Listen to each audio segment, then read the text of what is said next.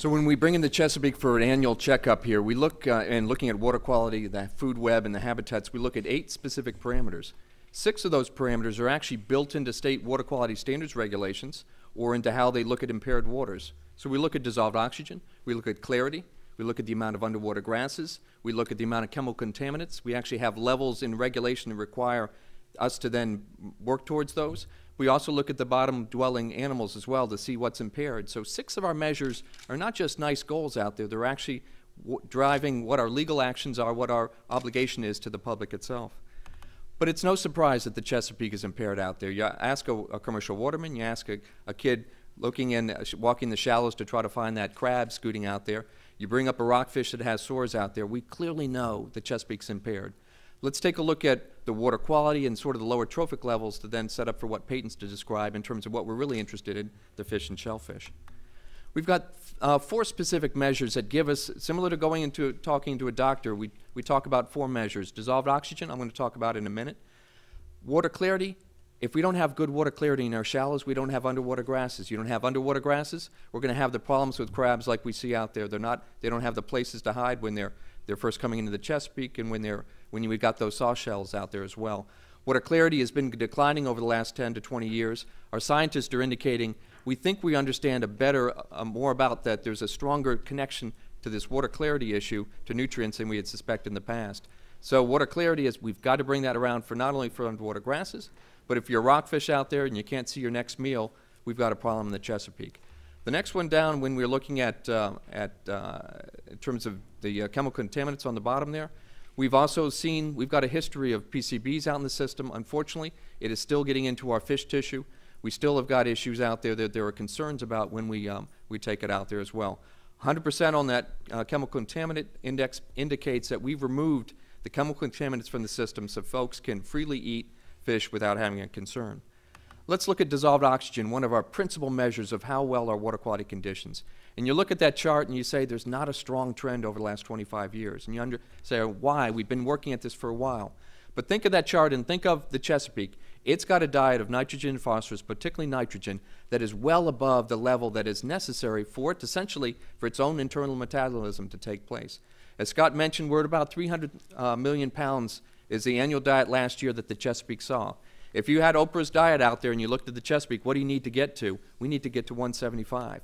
But you keep moving from 175, our best science indicates when we start to get around 200 to 230, you're going to see a lot more dissolved oxygen responses. So right now, over the next several years, we should not expect to see a large change in dissolved oxygen across the system.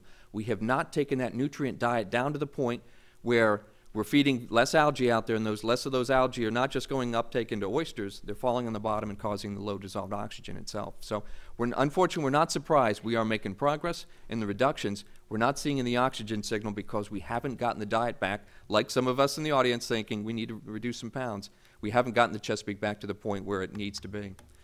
Then we look at another important piece, not only water quality conditions, but the food and the habitat that's underneath there as well. Underwater bay grasses is a critical piece. I want to look at that more specifically in a minute. But also algae, these little phytoplankton moving around there. They're not all the way that we want to as well. We still have harmful algal blooms out there. They're connected up to the nutrient signal as well. Low light, lots of nutrients causes the poor quality algae, not the kind that we want oysters or baby fish eating, but the kind that prevent us from swimming or kayaking and being concerned about harmful algal blooms and other things being splashed on us as well. We're concerned about little worms and clams on the bottom. That might not look appetizing to you, but that's crab food.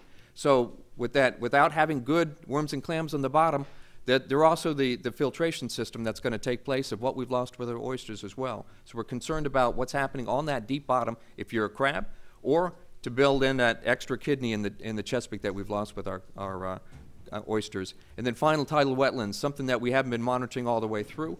We are concerned about it not on a bay-wide basis, but we're concerned about losing some of our tidal wetlands in areas like Blackwater Refuge. Then to grasses, the other canary in the coal mine. In addition to dissolved oxygen, this isn't a parameter that we need to look at very carefully.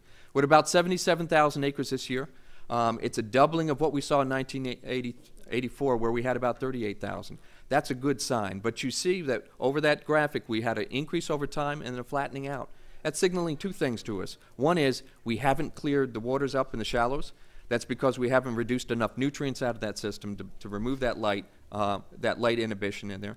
The other thing that's come along that we've noticed more recently, and that is the increase in temperature, particularly in the southern parts of the Chesapeake where we have eelgrass. Think of eelgrass, think of crabs. There's a strong connection there. Hot summers have prevented the eelgrass from coming back in that system as well. So we've got to figure out, if climate change is coming like we're seeing in the Chesapeake, we've got to compensate for that increased temperature in that system as well. So we've got a situation where in the grasses, we've seen progress over time, a doubling, but we still have got to get up to about 185,000 acres to bring back what we feel is a healthy Chesapeake Bay. We've got to continue to reduce nutrients to bring that clarity, and we've got to compensate for that temperature issue as well.